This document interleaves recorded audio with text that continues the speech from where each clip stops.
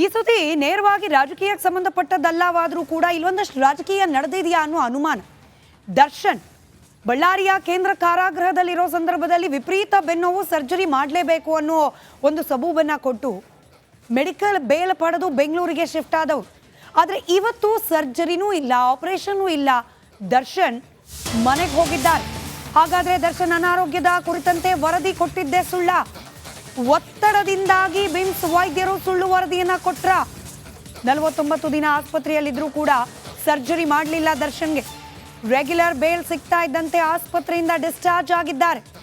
ಕುಂಟುತ್ತಾ ಮನೆ ಸೇರಿದ್ದಾರೆ ದರ್ಶನ್. ಆದರೆ ಆಸ್ಪತ್ರೆ ಅಲ್ಲಿ ಸರ್ಜರಿ ಮಾಡಬೇಕು ಅನ್ನೋ ಮಾತು, ಇದೆಲ್ಲವೂ ಕೇವಲ ಡ್ರಾಮಾನ? ಬಳ್ಳಾರಿ ವೈದ್ಯರ ವರದಿ ಮೇಲೇನೆ ಇದೀಗ 108 ಅನುಮಾನಗಳು ಹುಟ್ಕೊಳ್ತಾ ಇದೆ. ಪ್ರಾಥಮಿಕವಾಗಿ ದರ್ಶನ್ ಆರೋಗ್ಯದ ಕುರಿತಂತೆ ತಪಾಸಣೆಯನ್ನ ಮಾಡಿ ವರದಿಯನ್ನ ಕೊಟ್ಟಿದ್ದೇನೆ ಬಳ್ಳಾರಿಯ ಬಿಮ್ಸ್ ಆಸ್ಪತ್ರೆಯ ವೈದ್ಯರು. ಬಿಮ್ಸ್ನಲ್ಲಿ ಹೆಚ್ಚಿನ ಚಿಕಿತ್ಸೆಯ ಸೌಲಭ್ಯಗಳಿಲ್ಲ, ಹೀಗಾಗಿ ಅವರಿಗೆ ಹೈಯರ್ ಎಂಡ್ ಮೆಡಿಕಲ್ ಏಡ್ ಬೇಕು. ಅವರ ಬೆನ್ನು ನೋವಿನ ಸಮಸ್ಯೆಗೆ ಬಳ್ಳಾರಿಯಲ್ಲಿ ಚಿಕಿತ್ಸೆನೇ ಇಲ್ಲ ಅಂತ ಹೇಳಿ ಶರಾವತ್ ಕೊಟ್ಟಿದ್ರು ಬಿಮ್ಸ್ನ ವೈದ್ಯರು. ಹಾಗಾದ್ರೆ ಯಾರ ಒತ್ತಡ? ಬಿಮ್ಸ್ ಆಸ್ಪತ್ರೆಯ ವೈದ್ಯರ ಮೇಲೆ ರಾಜಕೀಯ ಮುಖಂಡರ ಒತ್ತಡ ಏನಾದರೂ ಇದೆಯಾ, ಅಥವಾ ದರ್ಶನ್ನೇ ಏನಾದರೂ ಒತ್ತಡವನ್ನ ಹೇರಿಸುವ ಪ್ರಯತ್ನವನ್ನ ಇಂಡೈರೆಕ್ಟ್ಲಿ ಮಾಡಿಸಿದ್ರಾ? ಈ ರೀತಿಯ ಅನೇಕ ಅನುಮಾನಗಳಿಗೆ ಕಾರಣವಾಗ್ತಾ ಇದೆ ಬಿಮ್ಸ್ ಆಸ್ಪತ್ರೆ ವೈದ್ಯರು ಕೊಟ್ಟಿರುವ ವರದಿ. ಡೀಟೇಲ್ಸ್ನೊಂದಿಗೆ ಬಳ್ಳಾರಿಯ ಪ್ರತಿನಿಧಿ ರೇಣುಕಾರಾಧ್ಯ ನೇರ ಸಂಪರ್ಕದಲ್ಲಿ. ರೇಣುಕಾರಾಧ್ಯ, ಬಳ್ಳಾರಿಯಲ್ಲಿ ಟ್ರೀಟ್ಮೆಂಟೇ ಇಲ್ಲದಷ್ಟು ನೋವು ದರ್ಶನ್ಗಿದೆ ಅಂತ ಹೇಳಿ ಪತ್ರ ಬರೆದು ಕೊಟ್ಬಿಟ್ರು ರಿಪೋರ್ಟ್ನ ಬಿಮ್ಸ್ನ ವೈದ್ಯರು. 40-45 ದಿನ ಸೀನ್ ಕಟ್ ಮಾಡಿದ್ರೆ ಆಪರೇಷನ್ನೂ ಇಲ್ಲ, ಸರ್ಜರಿನೂ ಇಲ್ಲ, ಮನೆಗೆ ಹೋಗಿದ್ದಾರೆ ದರ್ಶನ್. ಅನುಮಾನ ಸಹಜವಾಗಿ ಮೂಡುತ್ತೆ ಬಳ್ಳಾರಿಯ ವೈದ್ಯರ ನಿರ್ಧಾರದ ಬಗ್ಗೆ, ಅವರು ಕೊಟ್ಟ ವರದಿ ಬಗ್ಗೆ.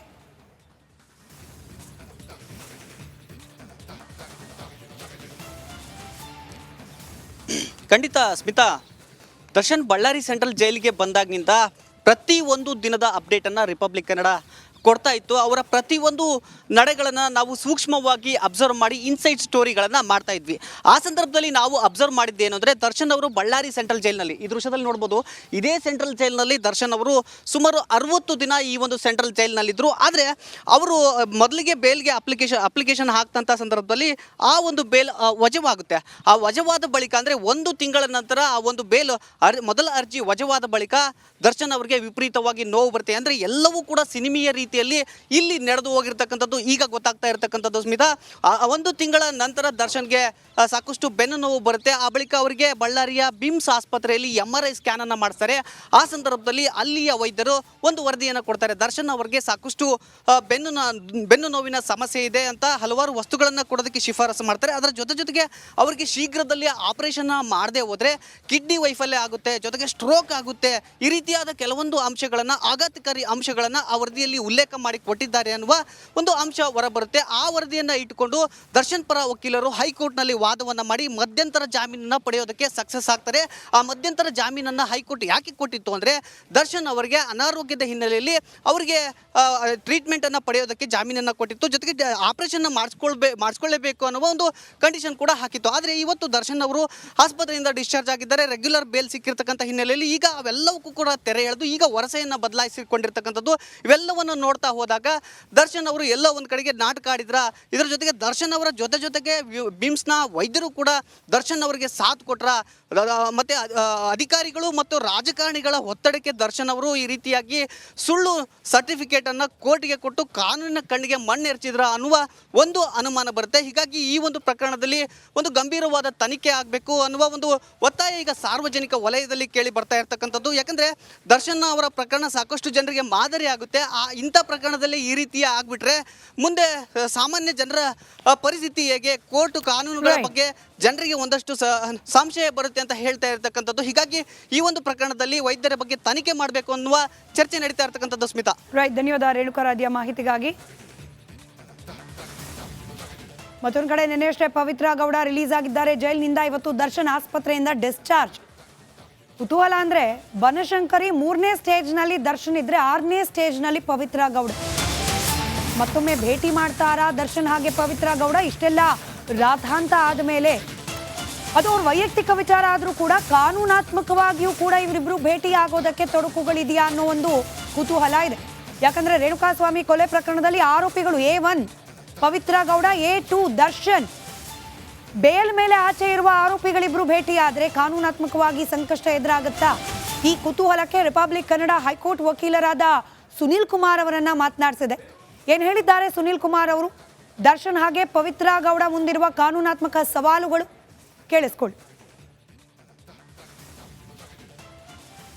ಚಿತ್ರದುರ್ಗದ ರೇಣುಕಾಸ್ವಾಮಿ ಕಿಡ್ನಾಪ್ ಆ್ಯಂಡ್ ಮರ್ಡರ್ ಕೇಸ್ಗೆ ಸಂಬಂಧಪಟ್ಟಂತೆ ಈಗಾಗಲೇ 17 ಜನ ಆರೋಪಿಗಳಲ್ಲಿ ದರ್ಶನ್, ಪವಿತ್ರ ಗೌಡ ಸೇರಿ 12 ಜನರಿಗೆ ಬೇಲ್ ನೀಡಿ ಹೈಕೋರ್ಟ್ ಆದೇಶವನ್ನು ನೀಡಿತ್ತು. ನಮ್ಮ ಜೊತೆ ಮಾತನಾಡೋದಕ್ಕೆ ಹೈಕೋರ್ಟ್ನ ವಕೀಲರಾದಂಥ ಸುನೀಲ್ ಕುಮಾರ್ ಸರ್ ಇದ್ದಾರೆ. ನಾವು ಅವ್ರನ್ನ ಮಾತನಾಡಿಸ್ತಾ ಹೋಗ್ತೀನಿ. 12 ಜನ ಆರೋಪಿಗಳಿಗೆ ಬೇಲ್ ಸಿಕ್ಕಿದೆ. ಹೊರಗಡೆ ಬಂದ ಮೇಲೆ ಆ ಆರೋಪಿಗಳು ಮೀಟ್ ಆಗೋದಾಗಿರ್ಬೋದು, ಮತ್ತು ಡಿಸ್ಕಷನ್ ಮಾಡೋದಾಗಿರ್ಬೋದು, ಎಲ್ಲರೂ ಒಟ್ಟಿಗೆ ಸೇರೋದಾಗಿರ್ಬೋದು, ಈ ರೀತಿ ಏನಾದರೂ ಮಾಡಿದ್ರೆ ಏನು ಪರಿಣಾಮ ಬೀಳುತ್ತೆ ಆರೋಪಿಗಳ ಮೇಲೆ? ಇದು ಕಾನೂನಲ್ಲಿ ಯಾವ ರೀತಿ ಚರ್ಚೆ ಮಾಡಲಾಗುತ್ತೆ ಸರ್? ನೋಡಿ, ಎಲ್ಲರೂ ಕೂಡ ಮಾತಾಡುವಂಥದ್ದು, ಒಟ್ಟಿಗೆ ಕೂರುವಂಥದ್ದು, ಮೀಟ್ ಆಗುವಂಥದ್ದು, ಅದಕ್ಕೆ ಯಾವುದೇ ರೆಸ್ಟ್ರಿಕ್ಷನ್ ಇರೋದಿಲ್ಲ.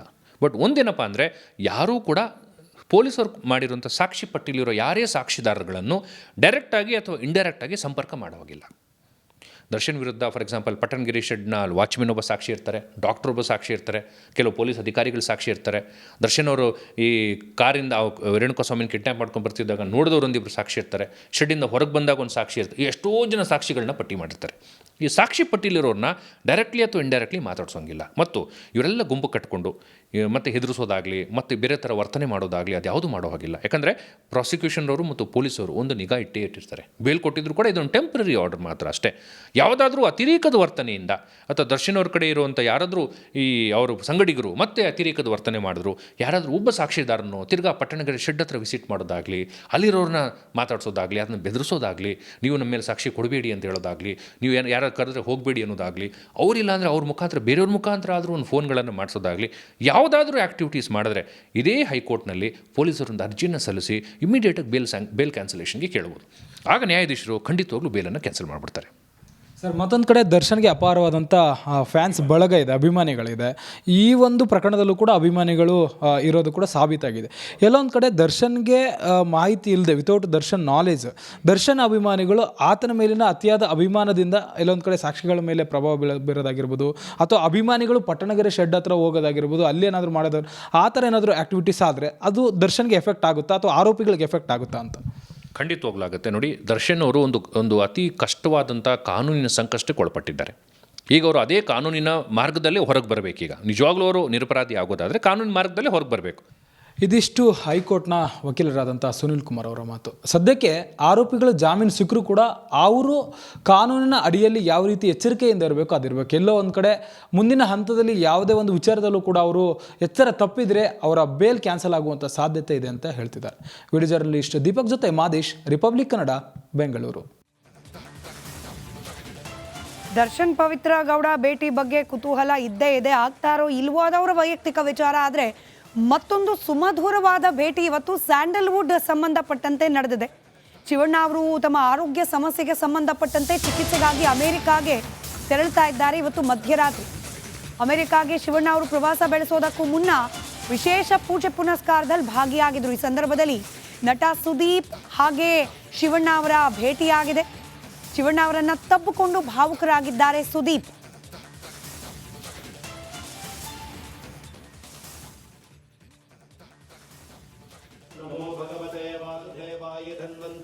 ದೃಶ್ಯ ಹಾಗೆ ಫೋಟೋದಲ್ಲಿ ಗಮನಿಸ್ತಾ ಇದ್ದೀರಿ. ಶಿವಣ್ಣ ಅವರ ಮನೆಯಲ್ಲಿ ಇವತ್ತು ವಿಶೇಷವಾದ ಪೂಜೆ ಸಮಾರಂಭವನ್ನು ಹಮ್ಮಿಕೊಳ್ಳಲಾಗಿತ್ತು.